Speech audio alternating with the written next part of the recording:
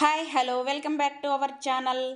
ఈ వేసవి కాలంలో డీహైడ్రేషన్ బారిన పడకుండా ఓ మంచి జ్యూస్తో మీ ముందుకు వచ్చానండి.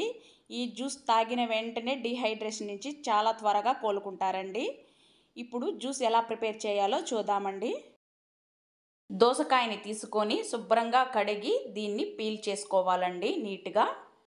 ఇప్పుడు ఈ సీజన్లో బాగా దొరుకుతాయండి ఈ దోసకాయలు. మా సైడ్ అయితే దీన్ని దోసకాయ అంటారండి. మీ సైడ్ ఏమంటారో కామెంట్ బాక్స్లో కామెంట్ చేయండి. ఇప్పుడు దోసకాయని కట్ చేసుకుని లోపల ఉన్న గింజలు మొత్తం బయటకి తీసేసుకోవాలండి.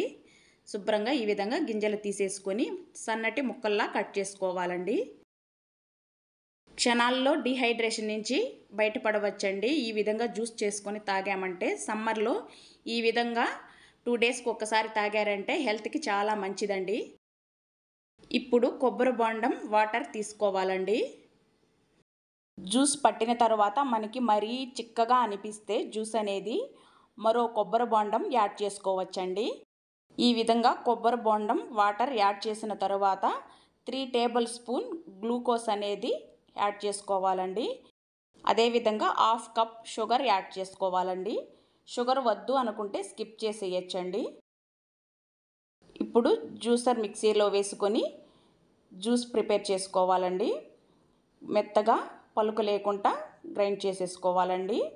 ఇప్పుడు 4-5 ఐస్ క్యూబ్స్ గ్లాస్లో వేసుకొని మనం ముందుగా ప్రిపేర్ చేసుకున్న జ్యూస్ యాడ్ చేసుకుంటే చల్లగా కూల్గా ఉండే జ్యూస్ రెడీ అయిపోయిందండి. ఈ సమ్మర్కి స్పెషల్గా ఈ విధంగా జ్యూస్ చేసుకోండి. పిల్లలకు పెద్దలకు డీహైడ్రేషన్ బారిన పడకుండా ఈ విధంగా ప్రిపేర్ చేసి తాగండి. Please subscribe.